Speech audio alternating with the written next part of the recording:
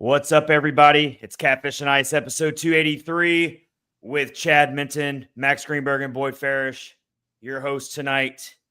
And wow, this team is in a bad place right now. The fans are in a bad place.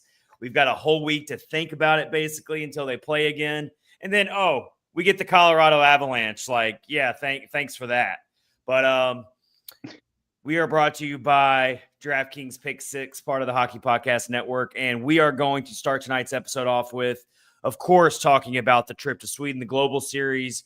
The Predators did split those two games. And as Boyd was talking about before we went live, you would think that they lost both games 8-0, the way fans feel right now. Also, there was a lot of rumors going around that Brunette was going to get fired this week because it was the long break. We thought if it was going to happen anytime soon, it was going to happen now or sometime this week. Doesn't feel like it's going to happen. No, it would have already happened if they were going to do it this week, because now you got to get ready for your next game. So it looks like Brunette's going to be sticking around for at least a little bit longer. So we're going to go around the room here. The panel is going to talk about how much longer do we think Andrew Brunette actually has. So we'll get into that. I want to talk about how right now it looks like the Predators, all the insiders, almost every day you're seeing a range of insiders around the hockey world talking about Nashville is about to be open up for business. You're even seeing crazy names like Philip Forsberg mentioned right now in trade rumors. Never thought I would say that, but here we are. So we are going to unpack all of that. Talk about, do we think that could actually happen? Would that benefit the franchise to do a complete fire sale like that right now? So I can't wait to get into that. A lot more to get into, as well as this is going to be just kind of a winging it type of episode. There's going to be plenty to talk about. So let's start with the Global Series, and we're going to go to Boyd first because he was actually there in person. Yeah. And I am so jealous, but also so happy for him that he got to experience that. So Boyd, tell us everything about your trip to Sweden, and then we'll talk about the actual games itself. Well, I'll tell you what, we do not have enough time for me to tell you everything about the trip to Sweden. So I will keep that part short, but Stockholm is an incredible city, and we had a blast going there. History, culture, the food's amazing. The city's super walkable. You can just kind of, walk off in any direction, and it's sort of laid out in the European style of being sort of built around a center point. So it doesn't matter kind of which way you go, you eventually sort of make your way back to the center naturally. So it was a great city to kind of get lost in a little bit. But I highly, highly recommend going to Stockholm as anyone has a chance to do so. As far as the actual games themselves and the experience with the Predators, Avicii Arena, where they were playing, super unique setting. It's actually it's a sphere, so kind of like the Vegas sphere a little bit. So if you're afraid of heights, the upper sections are definitely not for you. But okay, the atmosphere, the experience for those two games was second to none. Let me ask you, Boyd. What was the fan split? Was there did you think there was a pretty good turnout of Preds fans there? Were you kind of surprised by that, or what would you call that? There was. I would put it this way. I think obviously I was part of the team sponsored fan trip, so we were kind of all traveling together, and we were all in the same section for the most part. It was a pretty good representation of both between Predators and Penguins fans. I wouldn't say in terms of crowd noise, there was a distinct advantage of one over the other. And, it's always hard to tell when, that sort of setting where you get a lot of, fans that aren't from the home cities themselves, and how they split. But the Swedish fans were incredible. I mean, we had, in the section that sort of the Predators fan base was located, in sort of the adjacent sections, there were Swedish fans standing up, leading the cheers all game. they were super into it. Obviously, incredibly excited to cheer for both Philip Forsberg and Erik Karlsson. The pop when Forsberg scored the tying goal of game one with 90 seconds left. I mean, it was deafening in that arena. So, and then to be followed almost immediately by Stamkos scoring an OT winner. I mean, what an experience. It was so very cool. But the fans there could not have been more excited. They could not have been more friendly and welcoming and just, ready to have a good time. So it was really a tremendous experience and something I will not soon forget for sure. And let's break down these two games now. The first game, Preds play a really strong game, really good game, and it would have been really a shame if they would have came out with a loss, which they very nearly did, if not for Philip Forsberg's heroics late in regulation. And then Stamkos, he's got a couple big goals recently for the team. As much as he's down in the dumps right now, at least he's slowly starting to hit some clutch goals lately. But he hits the game winner in overtime. So the Preds actually steal game one, and they deserved that win. You look at the expected goals from that game. You look at the opportunities. I'm glad that they were able to get rewarded with that win. But then they follow it up with the second game, and it was probably one of their worst showings of the season. They had trouble even getting shots on net. And then the shots they did get that I saw, they were very low danger. It was a snooze fest of a game. A snooze fest. It was horrible to watch. And so that's what you get from the experience. So the Preds only scored 2 goals in the 2 games, but they do get the win. They do get one win at least. But as of now, they're 31st in the overall league standings. Only the Calgary Flames are behind them. They're actually on pace to possibly be worse than last year in terms of points. So the offensive woes just continue to follow this team. Max, what did you get? What did you get from both games? And do you think we're maybe overreacting a little bit to the global series in terms of how bad it was? Or do you think just fans are just so impatient at this point that even one bad game is just like a compounding effect here where it's just the frustrations are at a boiling point right now? Well, I will add, although I very much heard what happened in the games, I actually didn't watch the games Friday during the day. It happened when I was at work. And then Sunday morning, the game happened. Well, it was Titans game day, so I was getting ready for that. That's where my Sunday attention is devoted when that happens. But overall, it seemed like they had a really good game Friday. Like you just said, Chad, and they really, again, I saw the stats and all that. They looked like they played hard, everything you want to see there, and they got the win, which of course is great. And Sunday, again, like you just said, felt really bad. And, it's one of those things. Obviously, the team is, in a really bad spot. The game on, again, it's kind of hard to say because the game Sunday was really bad. But one thing I always say, and I said the last episode, is in Friday's game suggests, is it really like a lack of effort with this team, or is it just them not being good? I think it's a lack of talent more than a lack of effort. I don't think. Agreed. I'm not going to believe for us. We've said this time and time again. This team is so thin up the middle. Yeah. That everything kind of like comes out from there. You've even got Ryan O'Reilly. I know he's always hard on himself, but even he's saying I can't do crap right now. I suck too. It's just like a horrible dark cloud over this team right now. He doesn't suck right now. He's definitely not the problem. He is not the problem for this. I'll tell you that. But I just think that this team is so psychologically in their heads right now. And they desperately need a winning streak, not just to necessarily save the season, but just to have some momentum. But when you're only winning one game and then you're going right back to having a horrible game, you're not going to break out of this funk. And I've been saying this since the opening weeks of the season. I'm not going to believe in this team until I can see them win more than 2 games in a row. And right now, I don't even know if they can win more than 1 game in a row right now. That's how bad it is.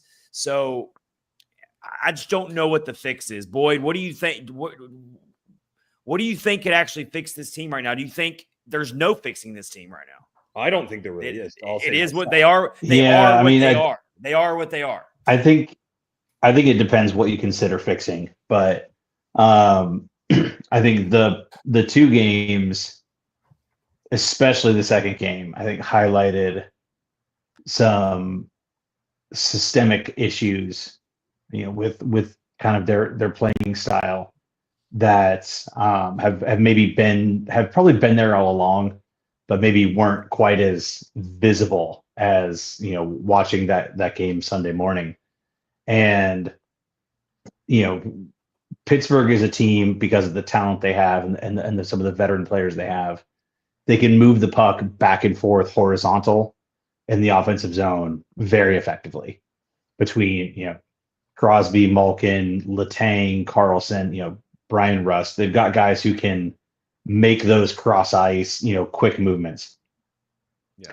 And if you look at maybe the two goalposts and kind of draw a cylinder, the Predators defense, every time it would go side to side, would just commit fully back and forth. And as a result, those backside plays were wide open. And they followed the puck so hard back and forth that, it just allowed some of those really key opportunities, which overall they've been better about that this year than last year, which was an absolute garbage fire defensively. But, falling into some of those same patterns. The second is their breakouts through the neutral zone. They keep trying these diagonal cross ice passes. Yes. And they're just not good enough. And they get intercepted 80% of the time, it feels like. And it's just a turnover right back in your defensive zone. You can't even execute a line change. And it happens over and over and over again. And then offensively, because they're all gripping the stick so hard and they're so desperate to get goals, they've let perfect become the enemy of good. And instead of just, hey, we've got a somewhat rare 2-on-1, there's a defender there taking away the pass. Just take the shot. Yeah, they're passing. Yeah, Boyd, their passing has just been a real issue all year. It wasn't like it was a key play in the game, but for some reason it's a random play that stood out in the third. I think it was the third period. The Preds are trying to somehow I think they might have been down 2-0 at this point, but it's just like I was waiting for them to finally, because you always seems like the Preds a lot of times they'll just sleepwalk their way through a couple periods and then they'll just randomly wake up in the third period and you're like, where was all this in the first and second period? So I was kind of waiting for that to maybe happen in the second game. And one play that just sticks out where I'm like, this team is so disconnected right now. I think it was Steven Stamkos wins a face-off in the offensive zone. You're thinking, okay, let's get something set up. And Justin Barron, I know what you're talking about. Barron literally passes it to an empty space where there's a diagonal corner where there's no one there. I don't know what he was thinking, what he was doing, but it's just things it's there's no cohesiveness with this team right now. And you watch some of the other teams out there. Almost every team, I feel like, not every team, but many of the teams that Nashville plays, it's worlds apart different how much more connected those teams are. And connected hockey. Nashville does not seem connected at all with each other. It's like putting a square peg into a round hole type of situation.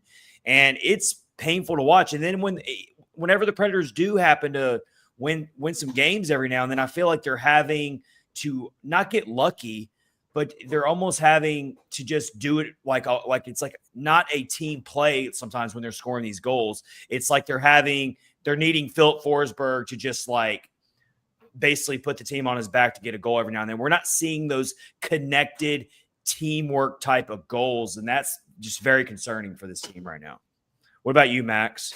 What do you, do you think that you think they're really this bad? There's no getting out of this. I assume could be some marginal fixes, but and again, I know what you guys are saying about, the connectivity, and I agree. And, and again, I think, I'm not saying there's not, some problems with coaching, coaching clear isn't perfect, but again, in defense, they have so few playmakers to work with, and they can't, part of the reason they can't make is they don't have playmakers too.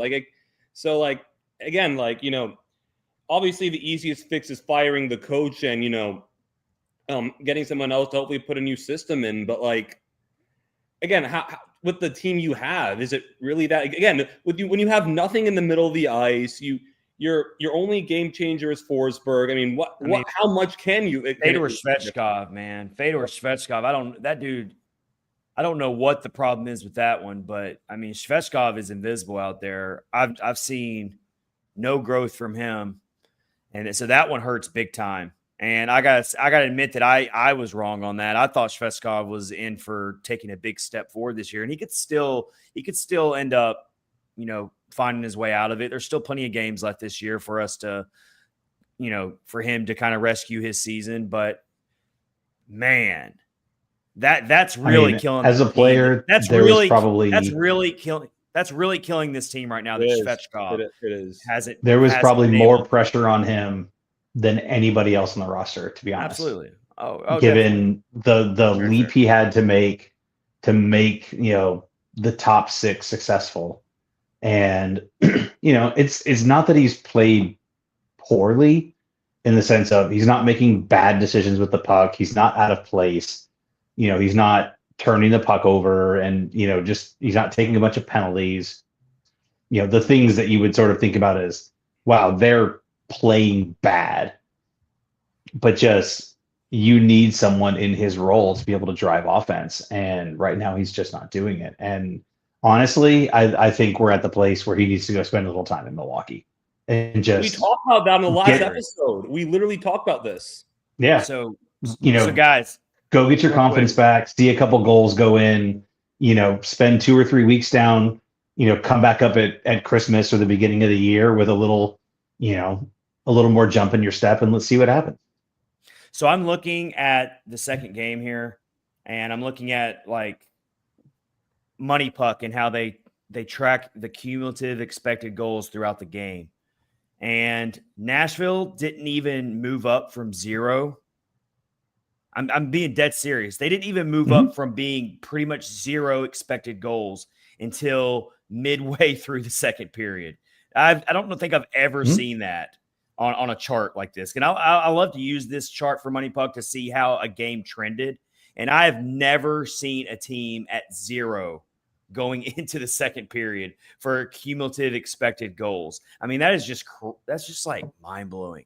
And at this point, it's like, maybe you do have to fire Andrew Brunette. If it's going to be this bad, then I've come around on it. Honestly, I have. I think that right now the distraction is so bad for Nashville. This team they're not going to get rid of Barry Trotz, so we can just forget about that. That's not happening. The ownership would have to get involved. I just don't think that's going to happen. And it seems like Trotz is going to keep staying loyal to Brunette, but just me personally, I have come around to, I don't think he's completely to blame necessarily, but I've come around to it. I almost think that Nashville needs such a shakeup right now that they might just have to go ahead and do this, because this dark cloud's not going anywhere. And it's just the energy is so negative around this team. And I'm not saying the players are being negative. They're doing everything they can to win right now. I'm just saying with the fans and with like just the way they look on the ice a lot of times, you got to start somewhere. And I mean, go. I mean, it's not like you're coming off a good year. You're coming off a 68-point year. So it's not like we're like, oh, man, this isn't fair to Andrew Brunette. Like, they had a good year last year. No, this is actually trending even. This could even be worse than last year. They could end up having fewer points. I think this team's worse than last year. I really do. You guys think they're better or worse? Right now, I would say about the same. I think they're worse. I really do. I'm looking at I'm looking at some of their I'm comparing some of their stats from this year and last year. Goals per game. They were 31st in the league last year as well at 2.59 goals. They're 31st again this year, but they're actually even scoring fewer goals slightly. They're at 2.4 goals per game this year. So they've gotten worse in that category. Power play, which we always want them to perform better at. Nashville last year was – where was Nashville at last year? 18th with a 21.9%. And where are they at this year? About 26th, 27th, I think. You are correct. They are 26th and at a 16%. So their power play has gotten worse this year. Is performing worse. It's gotten better. You remember a couple weeks ago they were at 7%. So I know. I'm saying compared to last year, though, their power plays gotten worse. But yeah, you're right. There was only. I mean, they couldn't get much worse. But let's see. Penalty kill. Penalty kill was looking great at the beginning of the season, and now their penalty kills. They're still performing decent. They're at 13th in the league, 81.4%. And I think last year, which that is a huge factor of, they were performing well, but my goodness, they take so many penalties. Eventually, and you wear your penalty killing unit out, and then Cole Smith gets hurt, and that's killed us too. Yeah, we haven't given nearly enough credit to Cole Smith and how badly he's been missed. But Nashville Predators were 7th in the league last year on penalty kill, 81.5%. So they're about the same there as well as last year. But it's just their offense has definitely gotten even worse so far. At least that's what the stats say. And then, I mean, just like goal differential. I remember their goal differential was really bad last year. Minus 60. Bad. Minus 60. Yep. Let's see. They see are where they're at currently on now. pace to be worse. Well, yeah. Their goal differential is minus 21 right now, which is I think only Calgary's worse. They're at minus 22. So, and we're not even a third of the way through the season. So, yeah. They're on pace to be worse. So, I mean, I hate to be so negative about this, but I'm just calling it objectively. I think this team very well could be worse. And if that's the case, then you have all the reason and you're justified to say, thanks, Andrew. But we needed you to take this team a step forward this year after 68 points. We gave you a chance.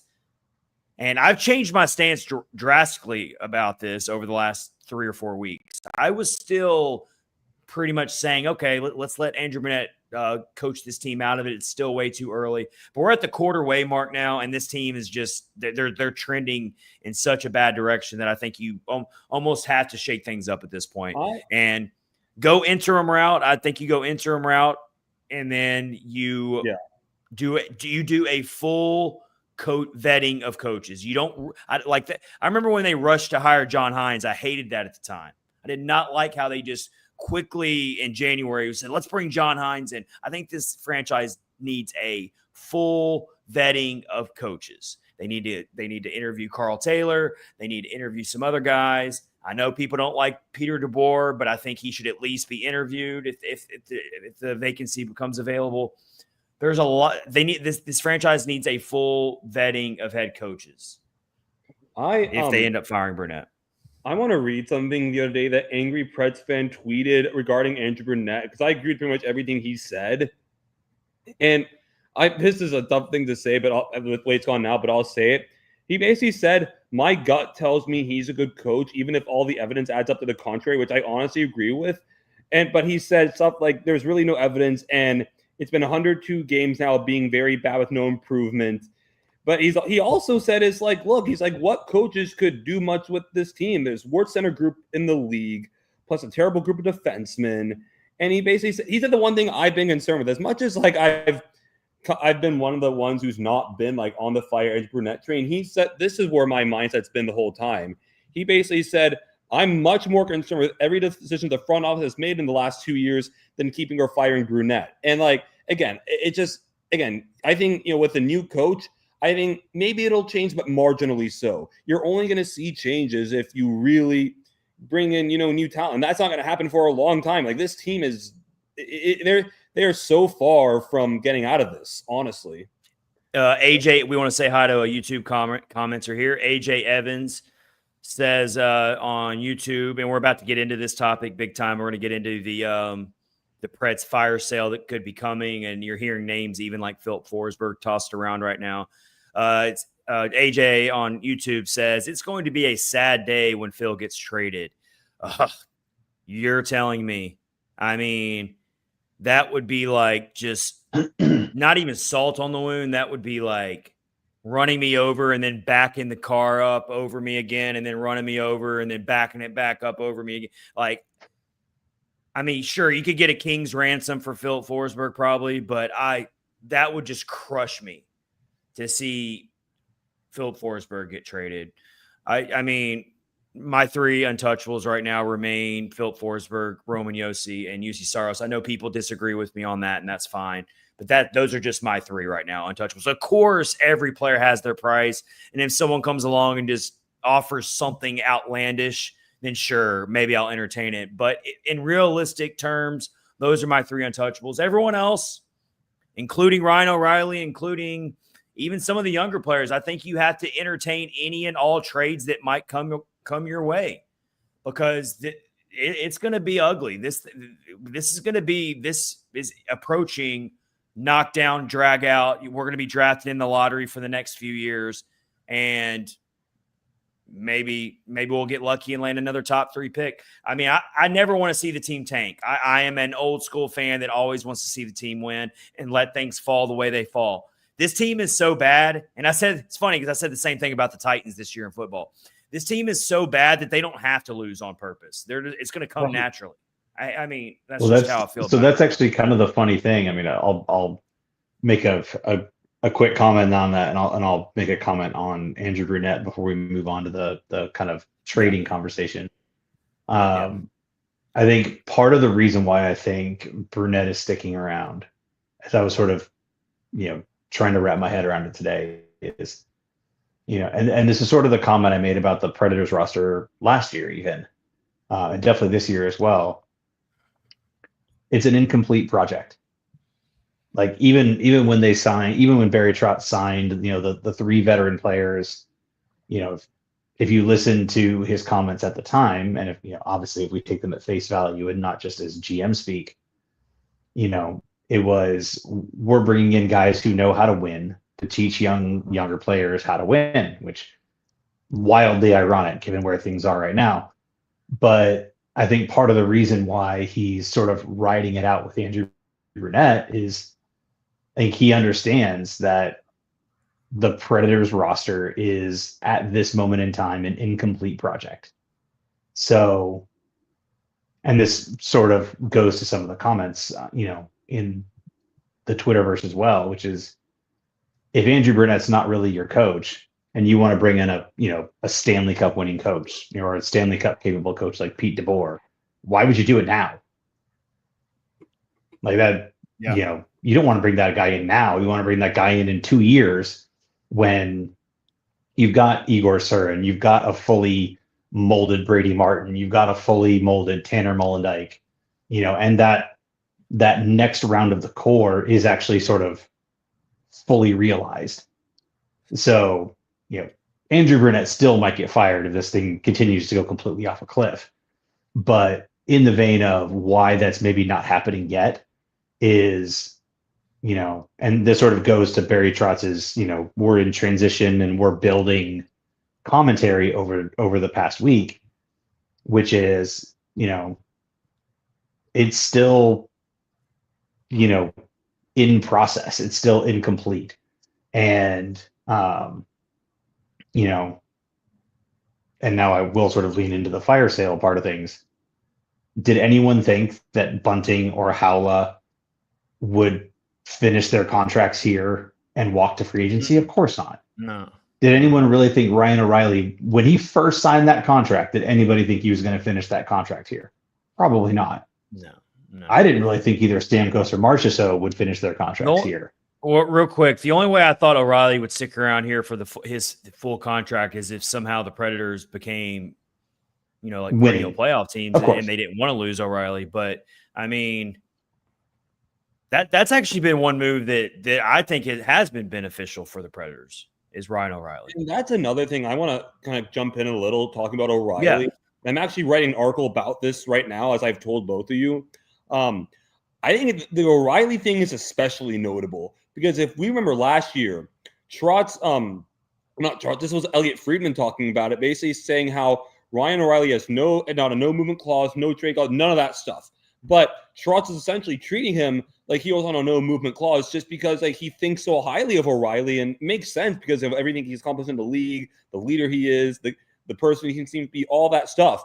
Now it's going to insiders are it's gone from they're treating him this way to he's a likely candidate to be moved. Like I anticipate it happening. So that's very telling as far as, where Trotz is, how again, maybe it's, obviously what's relevant 8 months ago wasn't relevant now, but it's like, you can just look at that and think like, wow, something's really changed here. Like the fact that we went from he's being treated this way to he's probably going to be moved is really drastic.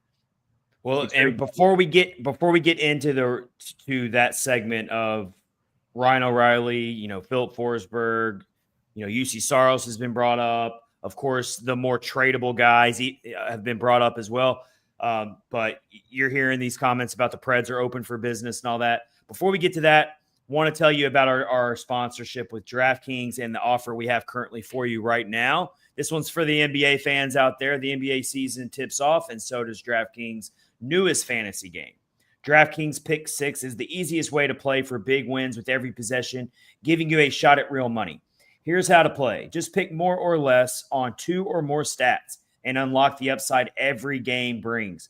Pick 6 is available in Texas, California, Missouri, and more.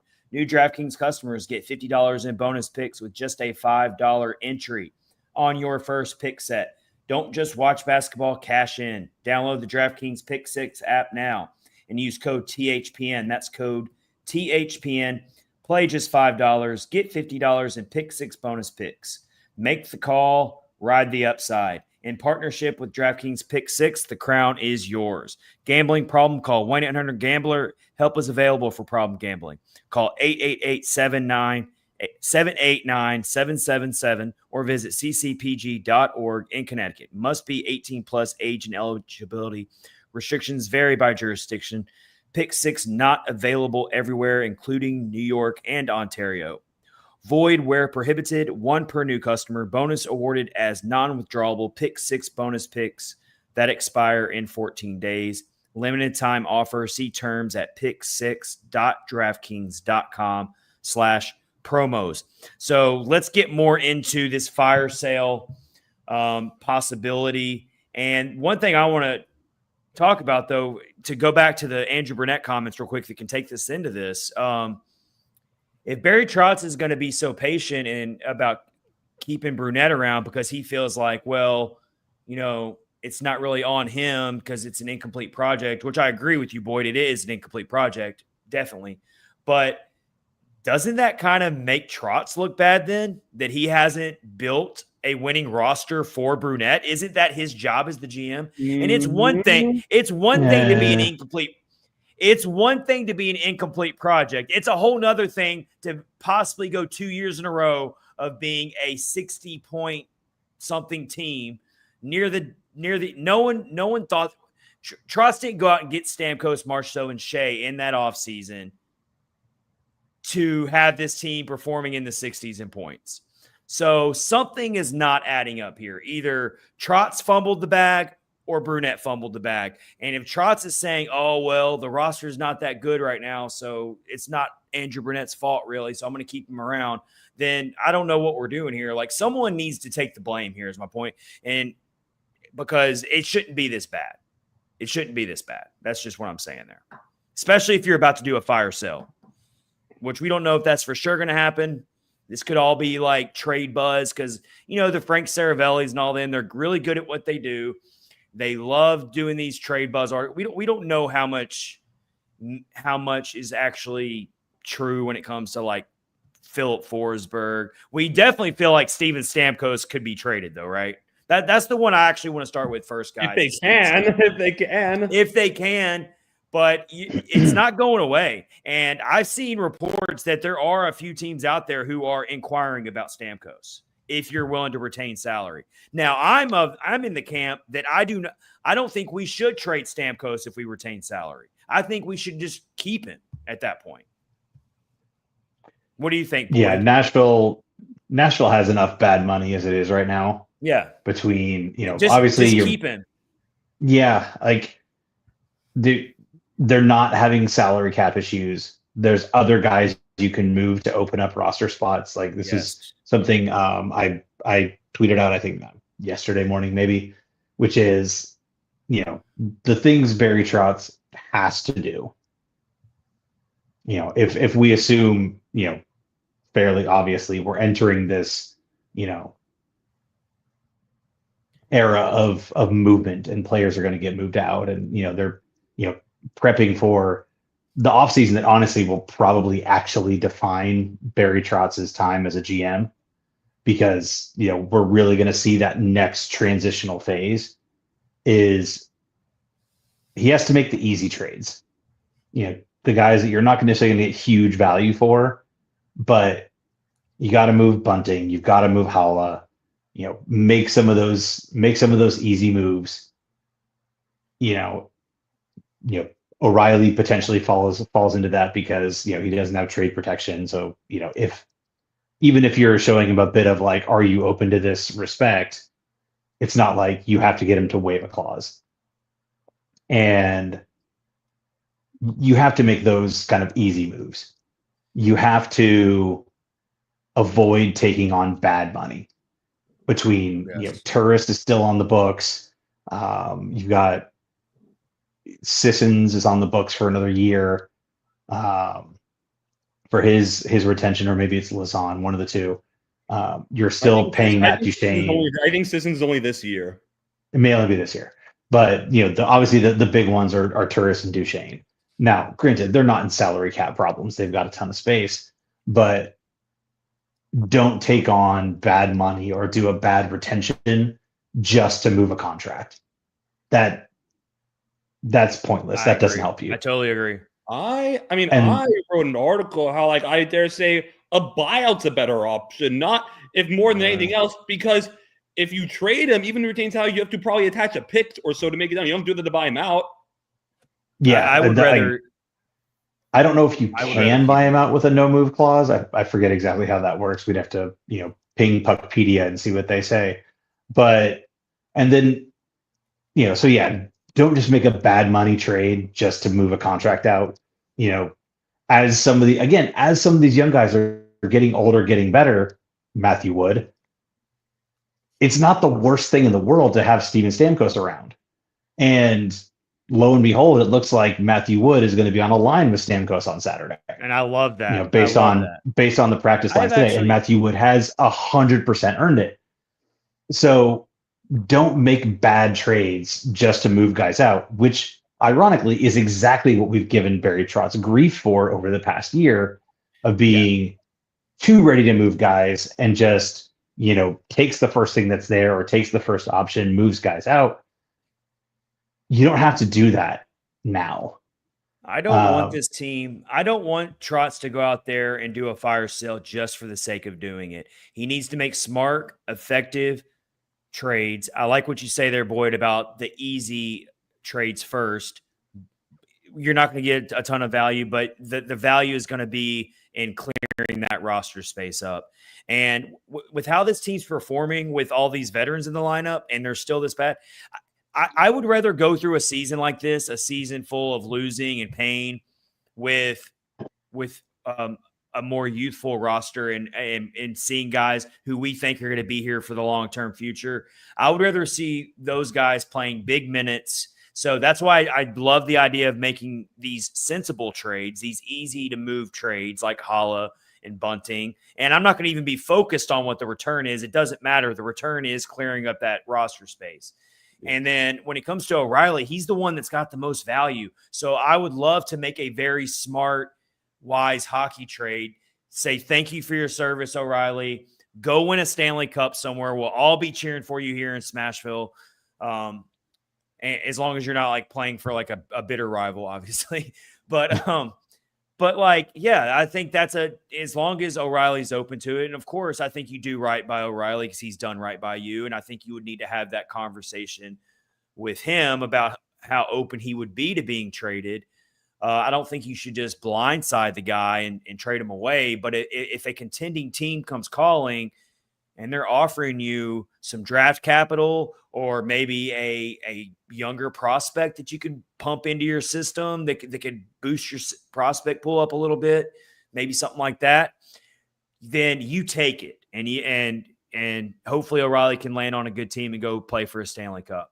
I've been writing my article about how, like, especially the guy like O'Reilly, since he has another year, because he has another year left in his contract. The Preds don't have to trade him this year. Like I've talked about, they don't have to, but his value is not going to be any higher than it is right now. But I'm trying to prove the point is what you're saying is don't only take a trade if it's worth it, because you don't. Yeah, no. Yeah, I don't want to Yeah, sorry, Max. I don't want to just desperately trade him. Like, right. That's what I'm saying. I don't want Trotz to do any desperate trades just because the team's bad and they're going to be a seller doesn't mean you just like recklessly start trading people. Like he's got to be smart about this. And let's be honest with ourselves. He doesn't have a lot of high value trade pieces to work with anyway. The main point I was trying to make was, because if a guy's like at the end of like last year of his contract, you're kind of in a spot where you're like, oh, you have to trade him now or you'll lose him for literally nothing. So you have to make that choice. The Preds are not in that spot with O'Reilly. They can say, hey, he's got another year left. We don't have to trade him now. Give us something that's worth it. Oh, for sure. They have leverage there. That's what I'm saying. And I do think there's going to be a couple playoff contending teams who are going to be very, very interested in acquiring O'Reilly. And so, let's say fascinating to watch. Let's go from a pure speculative measure. I mean, I've heard New Jersey name mentioned a lot of times. I mean, could you imagine You pulled that right out of my head, Max. Let's say Jack Hughes is still hurt, and maybe is slow coming back, and New Jersey comes calling and offers someone like, say, Dawson Mercer. Oh, okay, done. I'll take that. I've been on Dawson Mercer for a while. Yes. Please sign me up for that. So, I think that's definitely what you're looking at. I mean, and I'm looking at the win now teams. The win now teams who could be interested in O'Reilly. That's what I'm looking at there. But yeah, I mean, and as it pertains to guys like Stamkos and Marchessault, you have to be careful because outside of even just them agreeing to waive to go somewhere else, as I believe it's I forget if it's Elliot Friedman or Chris Johnston that loves to say, I think it's Elliot Friedman, when you're in this situation, teams don't throw you a lifeline, they throw you an anchor. And, so you do have to be careful about how you approach some of those situations because, these teams are out there to bury you and, take you for everything that you've got. Yeah. So, that's probably the biggest cautionary tale right now is, listen to the best things that are available, have a conversation with some of those guys and see if, they're in a place where they're ready to move. And if they are, drum up a bidding war and see what you can do. I'm not even entirely convinced that Stamkos would want to trade his or waive his protection because every account I've heard, Stamkos is very happy in Nashville in terms of not just being on the team, but the Nashville community. He's got his family set up here. He's a family man. He's nearing the end of his career. He's already accomplished so much in his NHL career. He's a future Hall of Famer. I'm not so sure that he would be willing to. I think it would be a very small drummer of teams that he would be like, okay, I'll waive it to go to that team. I think real quick, I just think the chances are so small that one, there's just too many things that have to happen for a Stamkos trade to happen right now. He has to be willing to waive the protection. You have to find a team that has the cap space to take him on. You would have to force Nashville into wanting to retain salary, which doesn't seem likely, as we just said. There's too many things that have to happen. I don't think Stamkos is getting traded. But real quick, Marchessault, I think he couldn't get out of here fast enough. I think he's the opposite. In my opinion, he's the opposite of Stamkos. He would waive that no-move clause in a heartbeat if somebody to get out of Nashville. That guy just doesn't seem happy here at all. Well, that's where I was going to add to what you just said about Stamkos potentially only having a short list of teams. And who knows, this might have changed because I heard this over the offseason.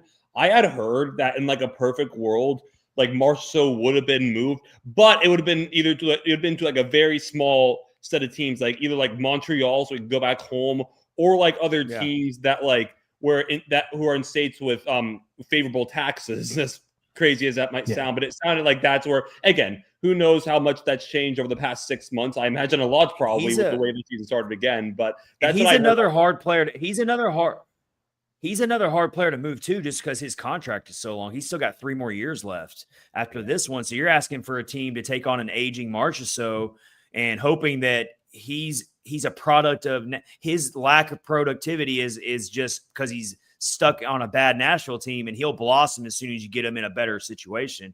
It's going to take a team like that to so I think he could also be really hard to move just because of the amount of years left on the contract. And his underlying numbers have fallen off a cliff in the past 2 years. Yeah. Real quick, guys, what about Philip Forsberg? Do you think this? What about Philip Forsberg? I got to address this elephant in the room. Do you think this is just all like mostly trade, not clickbait, whatever you want to call it? Like it's just getting people riled up. I just cannot imagine him actually getting traded. But would either one of you guys? Is there a world where either one of you guys would be okay with trading Philip Forsberg right now? What do you think, boys? So let's talk about information versus speculation. And I think that's the world we're living in right now. And, this is not me taking shots at people who speculate. I love to speculate. It's one of my favorite things to do. But, I'm not, when I'm speculating about what if the Predators traded Ryan O'Reilly to get Dawson Mercer, do I have any information on that? Absolutely not. Am I, trying to put pieces together in my head on things that might make sense in some world? Absolutely. So when, certain people who, have, larger audiences, and I'll say, the most common one we've seen is Jeff Merrick. And I like Jeff Merrick. I actually really enjoy listening to him. And when you hear the words he's using, I've wondered about Philip Forsberg. He is not reporting, I have information that Philip Forsberg is open to being moved or that the Predators are willing to move him.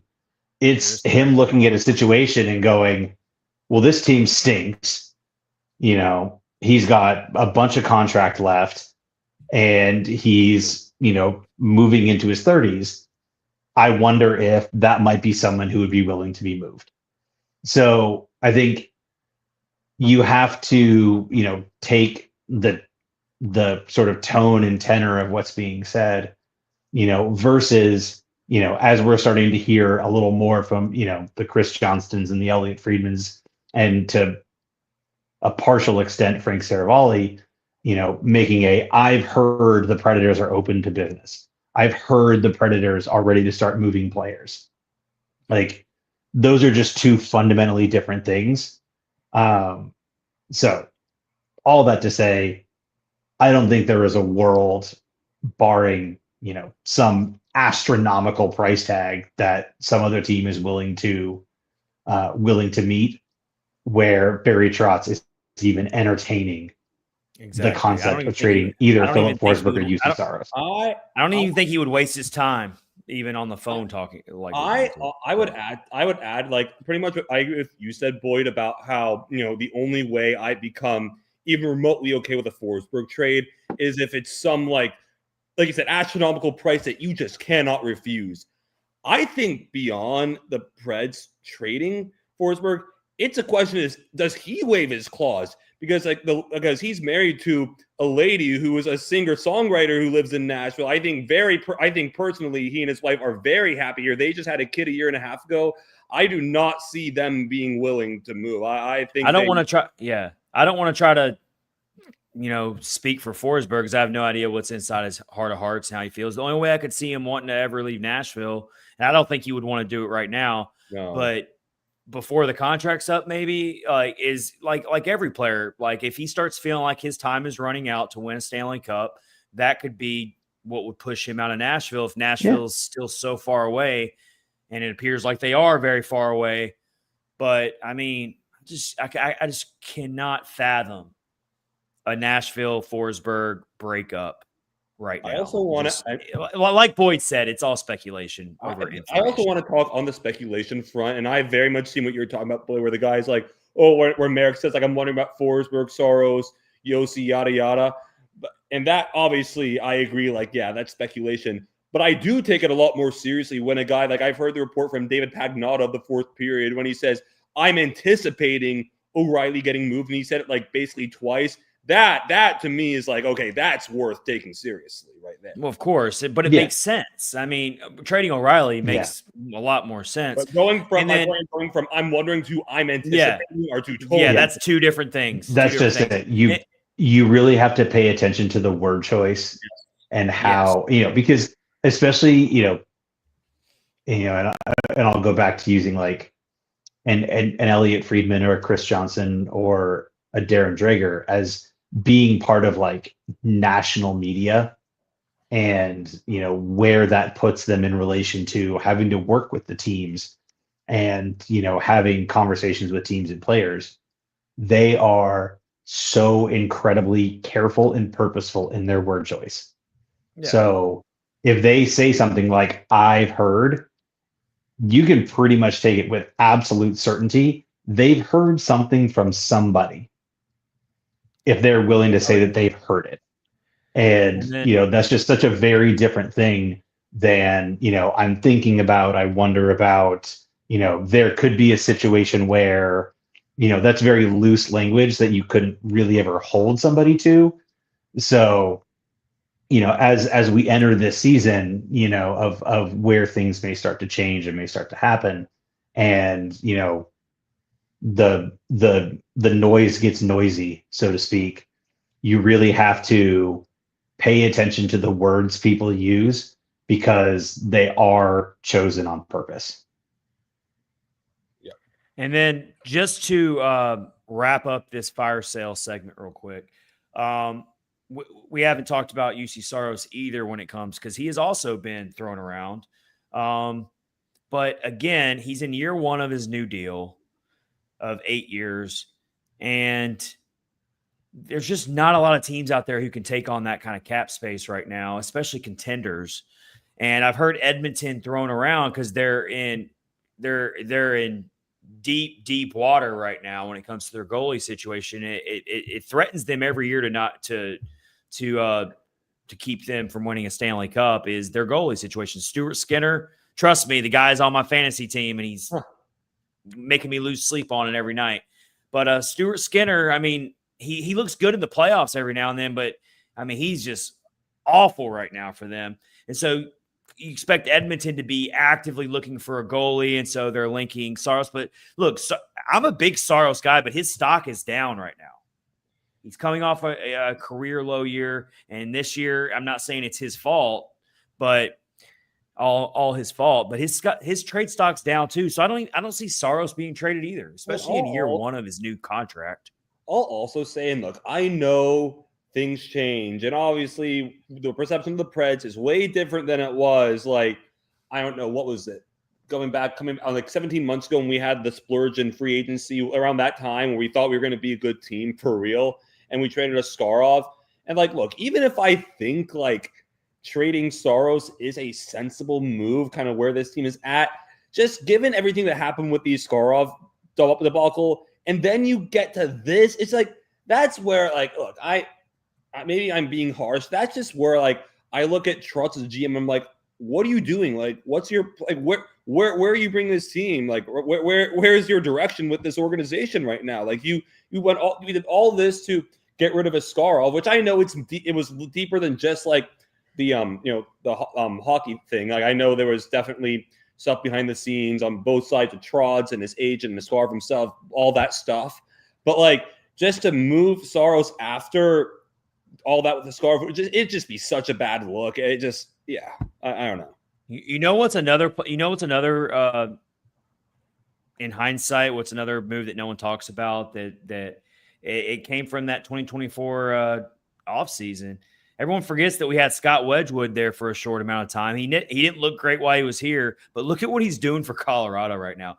11-1-2 with a .917 save percentage and a 2.17 goals against average. So it's kind of crazy to think Colorado is from Wedgwood. insane. I know, but his numbers are they still are leading good, the though. league in like every statistical category. But he's still got. I mean, those are still great numbers, though. I mean, no matter what team. 100%, 100%. And my point is, everyone was like, Wedgwood, get this guy out of here, and then we get Justus Onanen, who I hate to be hard on the guy, but I just don't trust him at all as a backup. It feels like you have to have Saros in for. I don't know that I can judge him that well because these goaltenders are being left out to dry. Well, yeah, but dude, Onanen is getting the historical Preds backup treatment, which is you're going to play on the road on the back end of a back-to-back, against the Rangers right before you go over to Sweden. And you're just going to get dusted in the process. Like, I'm not saying he's been good, but like, man, I mean, he is among all qualified goalies. He is one of the worst in the league in goals saved above expected right now. He's in the negative. He's minus 3.3 on the year. You're right. He's only played in 5 games. So he's getting thrown in really difficult situations. I'm just saying that looks pretty bad. That when you see what Wedgwood's doing, but it still comes back to what were you trying to do with this team? Are you really trying to be a winning team? Which, when they signed Wedgwood alongside with, signing the veteran players in a summer after they made the playoffs, but I don't even know, was it really all in? I mean, maybe sort of. But they still played 9 rookies last season. This is the thing. We don't know what Trotz. We are so unclear what Trotz's plan was. That's the problem here. We are all asking, like, what was he doing? It goes back to the running joke that Trotz is just because it's in pencil, man. He's like a college kid playing franchise mode in his mom's basement. That's how Trotz runs his front office. That's basically what Steve said a year ago about. Yeah, I think, and that's where I think in my estimation, just sort of, trying to look forward a little bit, without really.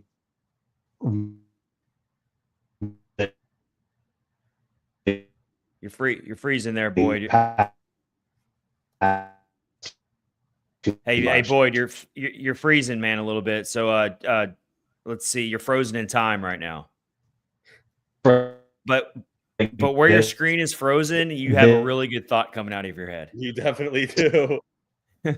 We're gonna definitely share that on social media tomorrow because it looks like you were saying something. I'm sure you are saying something very, very, very wise about this team. But until we can get you unfrozen, what I was gonna say is let's shift it in episode 283 with kind of. What is the next path forward now for the Preds this season? I mean, we don't want to see them tank and lose on purpose, but is that actually probably the best thing for this franchise right now is to, be who they are but also get another lottery pick, they're saying this next draft class is really good in the top 5. So if you're in the top 5, picking in the top 5 again, Max, that could be really good, beneficial for this franchise right now, because honestly, that's kind of like what you need right now. What do you think, Max? Yeah, as I'm with you in the sense that, I never actually, I always go into games wanting the team to win, get 2 points a night, and that's just how it is. I'm a firm believer in every time you go into the ice, you play to win, and that doesn't change. But I agree. It's a hard thing because, like, I do agree that, getting a top pick would be really good for this franchise. That's my whole point. The Preds are so talent deficient right now. And because even like the guys you thought be talented, like Stamkos, Marchstow, like they're way older. Their numbers have fallen. Their underlying numbers have fallen off, especially at even strength. And again, you just don't have nearly enough. You don't have enough. There's such a lack of playmakers on this roster. And if you really want a bona fide playmaker, getting a top 5 pick is the best way you can do that. Yeah. Let's get another comment in from YouTube. This is from Omar. And they say, correct me if I'm wrong, but Preds seem to offer tons more long-term deals than others. Really kills any flexibility. Hey, that's a really good point there brought up by Omar. Thank you for that comment. So yeah, let's address that real quick as we close this episode out, Max. Offering those long-term deals, we've heard that over the recent years, teams, GMs, and front offices are getting further and further away from offering those long-term deals because it does hamstring you. It does keep you from having that flexibility when you get into these long-term deals. So Omar makes a really good point there. So appreciate the comment there, Omar. I agree that more and more front offices are going to have to start being really careful about handing out these long-term deals, unless you know you have a bona fide franchise player that you do not want to lose and you can get them for a bargain AAV. That's the only time that I would be okay with longer term deals, because then over the life of that contract, you can end up having that player for a bargain because you got a rising salary cap and whatnot. So that's the only time when I'm in favor of the longer term deals, is when you're getting a really good bang for your buck AAV. It does seem like Trotz loves to hand out these long term deals, and Poyle as well. And not just like, handing out long-term deals, but handing out long-term deals to guys who are not like, homegrown, like really strong guys you drafted and developed, all that kind of stuff. Like say like with like the Preds handing out a long-term deal to Philip Forsberg. Obviously that's great. Like it's Philip Forsberg. Obviously he wasn't drafted here, but he was developed here like the whole time. Like we knew Forsberg was a dude like from the moment he entered the league. Like that makes sense. Or a guy like Roman Josi. Again, your guys for real. Like those are your true talents. But again, going out and like signing guys in free agency to bloated 7-8 year contract. We can't sign a guy for 8 years, but in free agency. But like going out and signing a guy to a guy you pick up in free agency to a bloated contract, that's where you really go wrong, and that's what really hamstrings you when you're signing. Like again, like generally speaking, there's a reason guys like that hit free agency. And that's also a thing that I think Barry Trotz has failed to realize. Like certain guys are available for a reason. You can't just go out and sign a guy thinking, oh, he's good. He's like you have to also think like, why is he available? And what's the red flag here? Like why was he? And what traps could I fall into? So real quick, just to close this episode out, we do have Boyd back, and we'll let Boyd have the floor to close the episode out. But I just wanted to bring up one more point here. And Boyd, what we were kind of closing the episode out with was just talking about, okay, we already talked about how likely we're going to move on from some of these easier contracts to move. We're going to open up some roster space for some younger players to play to close out the season. We're probably going to be picking in the top 5 again this year in the lottery drawings, which quite frankly might not be that bad of a thing to happen for this team right now, is to get another high-end draft pick, hopefully acquire more draft capital. Maybe you get something awesome out of Ryan O'Reilly. If we could only be so lucky. But when you really look at this roster, and then I'm going to go to you, Boyd, and you can close this out. When you really look at the current contracts, I mean, in the next 2 years, you can see a drastically almost overhaul of this starting lineup, with the exception of Forsberg and Saros and Josi, who are the longer term guys, and Shea, who signed for what seems like an eternity as well. But but you look at the forwards right now. You got Bunting, who's going to be a UFA and likely gone in the next couple of months. Holla, likely gone before the offseason. Evangelista's only signed for 1 more year, and then they'll have to make a decision on him. Cole Smith is going to be a UFA in this coming up offseason. You've got Michael McCarron, who's going to be a UFA this offseason. Tyson Jost probably isn't in the long-term plans of the team. So you just got like this whole roster is about to go through an overhaul, is my point. So I think drafting in the top 5 at this point is something this it's probably the best thing we can really hope for this team right now. I hate to say it. I don't want them to tank. I don't want them to lose on purpose. But it might not be the worst thing in the world if this team does get another top 5 lottery pick this year. The floor is yours, Boyd. Yeah. So, I mean, first off, as everybody that I work with, loves to hear, mid-sentence never fails. That's awesome. Yeah, I mean, for everyone that has been yelling for the Preds to tank, I mean, it might not be entirely on purpose, but they're doing it. Like, if you want the Preds to Years. tank, you should be just sit there quietly and let it happen, because that's You should be currently what's thrilled. going on. You should be You thrilled. should be You should thrilled. be thrilled. Yes. And it's just the second year in a row it's happening too. Yeah. So, Yeah, but I think I agree. I mean, you've got, somewhere between, 3 and 6 forward spots that are going to open up, by the time next season rolls around. You've got, presumably there's a couple people on the defensive side that, probably won't be here by the end of the season. And, I'm would assume that at some point Barry Trotz will want to open up a spot for Tanner Mollendijk and maybe a spot for Andrew Gibson to get some time at the NHL level. So, that there is change coming, and there should be a measure of hope that goes along with that. And then, this trade season, that's all fans really want, is they want to see change. Yeah. And I think this trade season, as ironically, we say this every year, and it's never, rarely comes to fruition in the way that it gets talked about, but there's not much left of the free agent class for this summer upcoming. When you look at all the people that have signed their extensions, that would have been top flight free agents. Almost all of them, save for like Alex Tuck, are off the board. Yeah, so you're saying it's not looking like a good year to add to your roster in free agency, is what you're saying.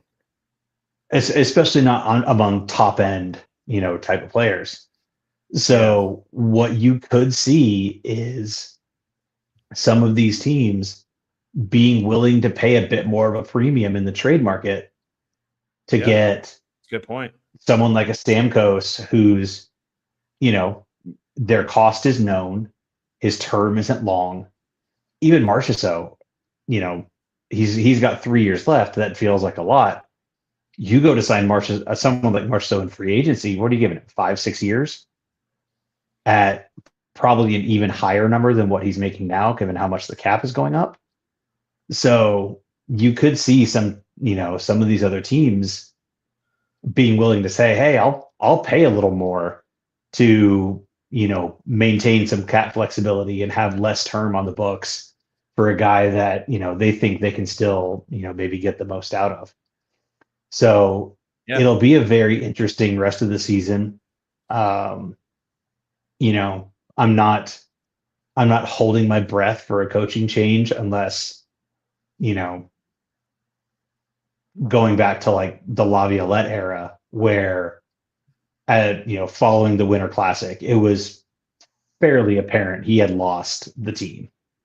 They weren't listening. That's what I was about to say. Anymore. I think Trotz would have. I think that's what I was about to actually say. Is I think Trotz would have to start sensing that the locker room is being lost. And from what I understand, the people, from the media who's in there, they don't sense that the locker room's been lost by. And I'll also kind of want to add for a second. I've thought in my mind, kind of comparing, that team to this, because over the years, the way I've viewed sports and my teams, all that's evolved. And I used to be way more on the side of like, blaming the coach. Now I kind of more on players, because, talent is like the biggest commonality among, the best teams in the league in all sports is game-changing talent, which the Preds have very little of right now. But I couldn't help but think, compare this team to the 2019, because I at the time was a huge fire Laviolette guy, even before the Winter Classic. But even then, I would think that team was better than this one. I would say so. I mean, by and large, yeah. And Granlund, but it was also a lot more veteran, much more veteran. Like Granlund, Johansson, Duchesne. I mean, those three guys who play centers. That alone is better than the centers the Preds have right now. I know they still have Ryan O'Reilly, but beyond that, I mean, yeah. And we can save this topic for a future episode. But just speaking real quick, because we're gonna wrap this up. But when you look at the current prospects who we feel are next up to get significant NHL minutes for the Predators, you're thinking about, you're thinking about Brady Martin eventually, but Tanner Molendyk for sure, Andrew Gibson, but still not a whole lot of impact centers down there in the prospect pool. So that makes me wonder, how long is it going to take Surin to get over here? That's a big one because that guy is lighting it up right now over in the KHL. For his age, isn't he a rookie? He's considered a rookie, right? He can't even go to Milwaukee for another 2 years. But my point is, I mean, he can't get here fast enough. If I think Igor Surin has one more year on his contract in the KHL, so he's probably 27. 2027. I really think best case scenario. I think best case scenario, we're looking at the Predators being a perennial lottery team for maybe the next 2 or 3 years, and I feel like that's a best case scenario if some of these prospects start hitting and they start coming up here and really taking off fast. I don't see a pathway forward for the Predators to get better in free agency. They're not going to be in a place to really do that. They're gonna be a bottom 5 NHL team for the next few years. I don't see it getting better, but I see it getting worse or staying about the same as it is now before it gets better. There's no instant fixes out there for this team. They're going to have to go through it. They've been a perennial great regular season team for so long. They've spoiled us to a degree when it comes to we've always expected the Predators to be good in the regular season, and our problem was they couldn't prove it in the playoffs. Well, now we ain't even got that. Now we're about to go, the loyalty from some of these fair weather fans is about to be tested because I'm going to stick by this team no matter how angry they make me. And I'm all for seeing this team rebuild the right way. And I think that's that. I'm just going to end the episode that way. I really hope that whatever happens, no matter who gets fired, who gets traded, I just really want to see this franchise go through a proper rebuild. Even if it takes 3 or 4 years, I want to start seeing them be successful like some of these other teams were successful in their rebuilds. And let's do this the right way. Let's build it from the ground up. Let's be better with our prospect development. We got to start our player development has got to be better. That's got to improve. We got to start seeing these prospects hit more on the NHL level.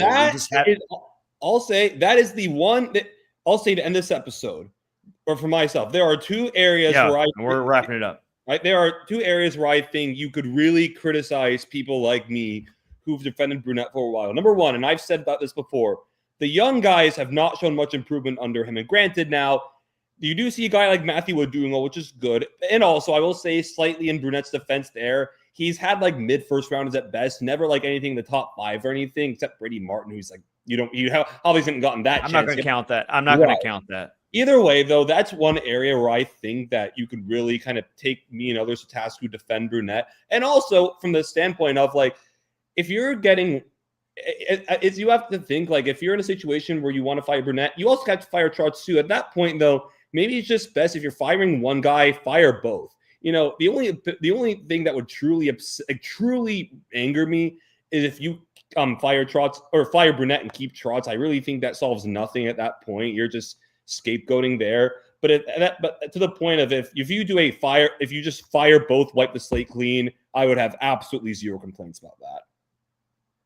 All right, guys, we are going to get out of here, and we'll get another episode to you very soon as this season rolls along. We're officially at the quarter-way mark of the regular season, so we will see what the Predators can do. We'll see if they can prove us wrong and start showing more promise. Thank you for joining us, everyone. This has been episode 283 of Catfish on Ice with your hosts, Chad Minton, Max Greenberg, and Boyd Farrish. We hope to see you again real soon. Enjoy the rest of your weeks. Hit subscribe on YouTube. Thank you for all the comments we got tonight from the people watching. Thank you, and we hope to see you again soon. Take care, everybody.